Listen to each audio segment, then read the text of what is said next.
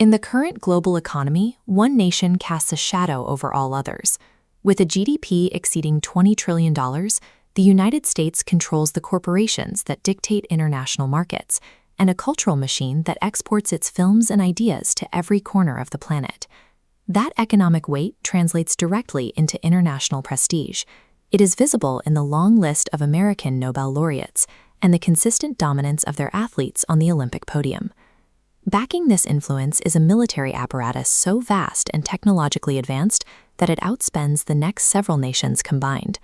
Measured by wealth, culture, scientific achievement, or sheer lethal force, the United States is the definitive, undisputed superpower of the modern era. But this dominance is a relatively recent development. If we look at the last 2 millennia of global history, the story is very different.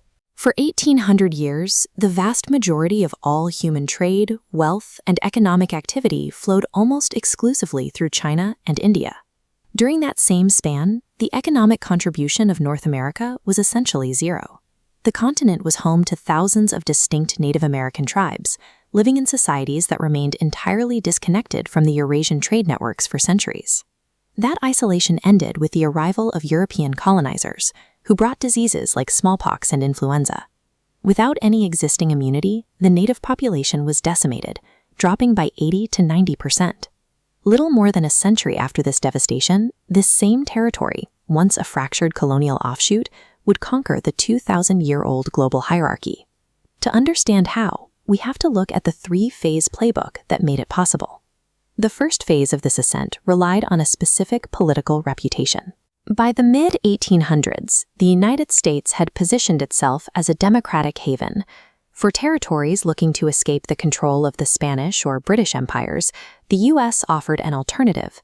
States like Texas, seeking an exit from Mexican rule, chose to join the Union.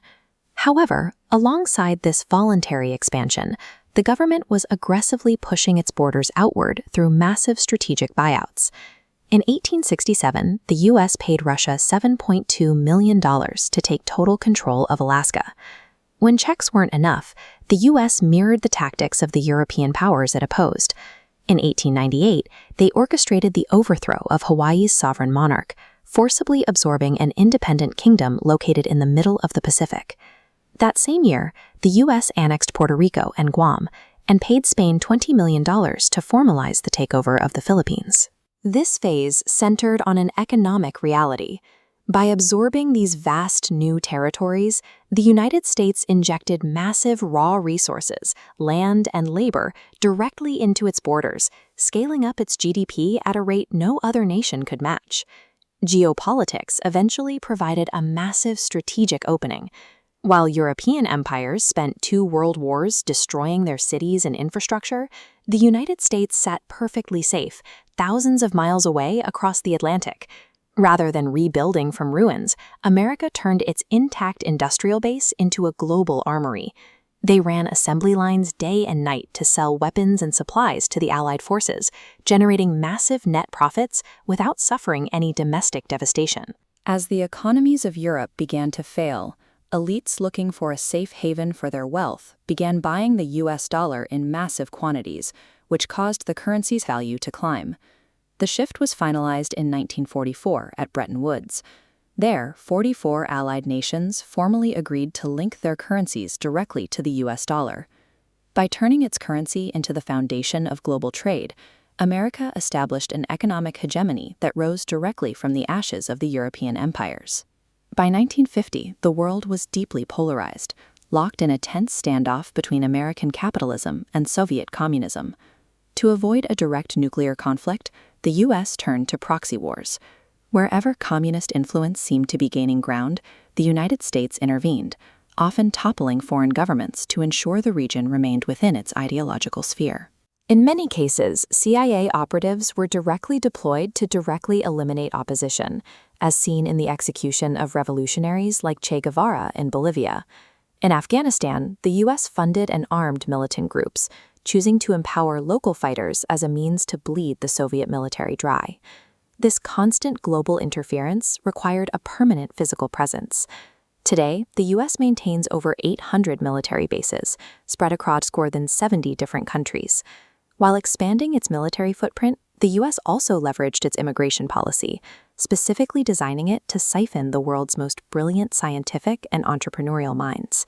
By pulling talent from Germany, India, and beyond, the US ensured that global innovation was consistently funneled into American institutions. When the Soviet Union disintegrated in the 1990s, the playbook was complete. America stood alone at the apex of global power. But maintaining this global empire has created a stark contrast within the country's own borders. While the US possesses unprecedented wealth, it is distributed with extreme inequality, with the top 1% holding nearly 43% of the nation's riches. Decades of prioritizing military spending and global projection have left the domestic safety net strained.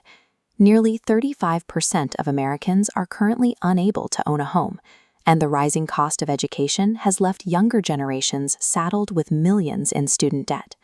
This disparity is most visible in the healthcare system, where citizens are often unable to afford basic medical care without incurring life-altering debt. Focusing on projecting power abroad has coincided with a failure to address safety at home. In 2020, the country saw over 600 mass shootings, a level of domestic violence unseen in other developed nations. The trillions of dollars spent to secure global dominance have been a choice of priorities. The result is arguably the most powerful nation in history, yet one that struggles to provide basic stability and safety for its own people. For an alternative, we can look at Nordic nations like Norway, Denmark, and Sweden. These countries hold no title as superpowers. They possess only a fraction of America's wealth and military weight, yet they consistently surpass the US in human development and general quality of life. They have chosen a national strategy that prioritizes the health and security of their citizens over the pursuit of global dominance. The superpower playbook is a successful guide for ruling the world, but it is also a cautionary tale. Fighting for global control is a hollow victory if you forget to build a country that actually works for the people living in it.